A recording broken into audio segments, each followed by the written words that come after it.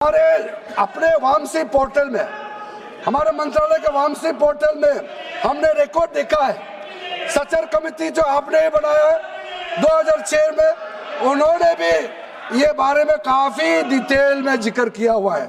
Sir 2006 में 4.9 lakh work property था और उसका इनकम कितना था मैं बता दूं आंकड़ा सर, आप कहेंगे 4.9 लाख वर्क प्रॉपर्टी में टोटल इनकम था 163 करोड़। कौन खाते थे? 163 करोड़। और आपने 2013 में बदलाव करने के बाद आज इनकम कितना बढ़ा है वो भी मैं बता देता हूं। जरूर। हो गया 166 करोड़। 3 करोड़ बढ़ा है। कैसे मंजूर कर सकता है हम लोग इस महान सदन में बैठ करके?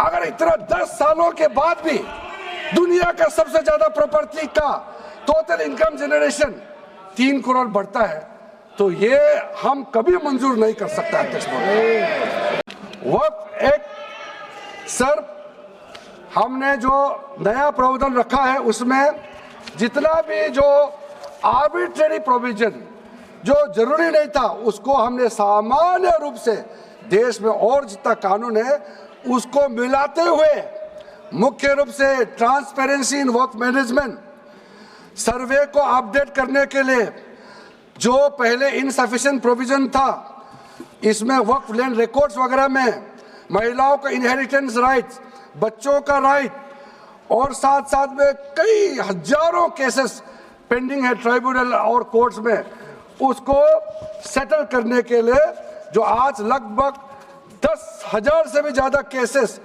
जो पेंडिंग था और कुछ सालों के अंदर में 13 से 30,000 केसेस पेंडिंग हो चुके हैं, उसको सरलता से सुलह करने के लिए हमने रास्ता खोजा है। सेंट्रल वर्क काउंसिल में टोटल 22 मेंबर्स में 4 नॉन मुस्लिम से ज्यादा मेंबर नहीं हो सकते हैं। एक्स ऑफिशियो का पद को मिला करके 3 मेंबर ऑफ पार्लियामेंट होगा। मेंबर ऑफ पार्लियामेंट तो किसी धर्म का हो सकता है। जब इलेक्शन करते हैं तो कोई भी धर्म का मेंबर ऑफ पार्लियामेंट या एमएलए बन सकते हैं। सर 10 मेंबर मुस्लिम कम्युनिटी से होगा, 2 फॉर्मर जजेस होंगे सुप्रीम कोर्ट और हाई कोर्ट के, 1 advocate of national eminence member रहेंगे, 4 persons of national eminence from various field. ये तो कई कमिटियों ने इसको सिफारिश किया है और एडिशनल सेक्रेटरी या joint secretary to the government of India उसमें रहेंगे। आउट ऑफ 10 मुस्लिम मेंबर्स 2 महिला अनिवार्य है, ये हमने प्रावधान रखा है। और स्टेट बोर्ड में आउट ऑफ 11 मेंबर्स 3 से ज्यादा नॉन मुस्लिम नहीं हो सकता है।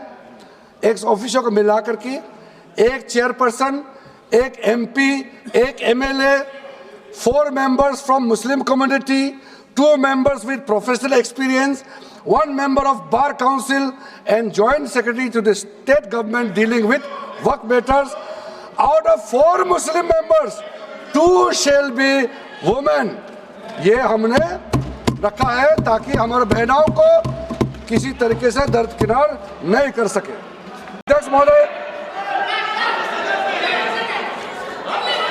अध्यक्ष महोदय, ये वक्फ बोर्ड का जो काम है ये बेसिकली वक्फ प्रॉपर्टी को जो संभालने वाले मुतावली और जो वक्फ प्रॉपर्टी को व्यवस्था करते हैं उसको संचालित करने के लिए ये गवर्नेंस का सुपरविजन का एक प्रावधान है। किसी भी तरीके से वक्फ बोर्ड वक्फ प्रॉपर्टी को मैनेज नहीं करता है। वक्फ बोर्ड वक्फ प्रॉपर्टी मैनेजमेंट में हस्तक्षेप नहीं करता है। आप साफ साफ सुन लीजिए।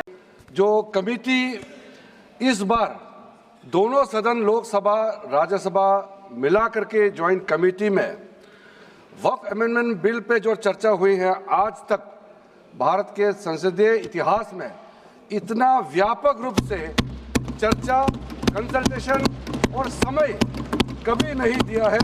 इसलिए मैं जो ज्वाइंट कमेटी में जितने मेंबर्स दोनों सदनों के लोकसभा और राज्यसभा में जो सदस्य उस कमेटी में थे, मेरे तरफ से सरकार की ओर से मैं धन्यवाद देता हूं, अभिनंदन करना चाहता हूं।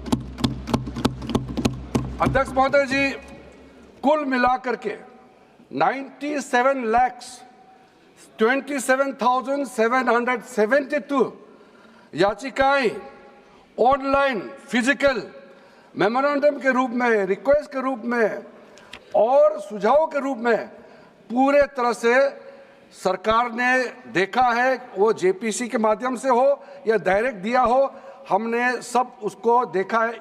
इससे बड़ा कभी भी, इससे ज़्यादा संख्या में किसी भी बिल कपर में लोगों का याचिकाएं नहीं आया आज तक।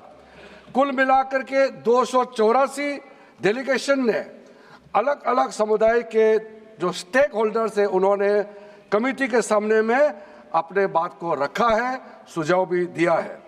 25 स्टेट गवर्नमेंट और यूनियन टेरिटरीज का वक्फ बोर्ड्स ने अपना सबमिशन भी पेश किया गया है। इसके अतिरिक्त कई लीगल लुमिनरीज, विद्वान लोग हैं हमारे समाज में, कम्युनिटी लीडर्स हैं, अलग अलग धार्मिक संस्थाओं का प्रतिनिधि, charitable organisation, civil society, academicians, researchers, policy makers, सब ने इस कमेटी के सामने में पेशकश किया है। अध्यक्ष महोदय, मैं निम्नलिखित प्रस्ताव पेश करता हूं कि ये सभा 1 अप्रैल 2025 को सभा में प्रस्तुत कार्य मंत्रणा समिति के 9वें प्रतिवेदन से सहमत है।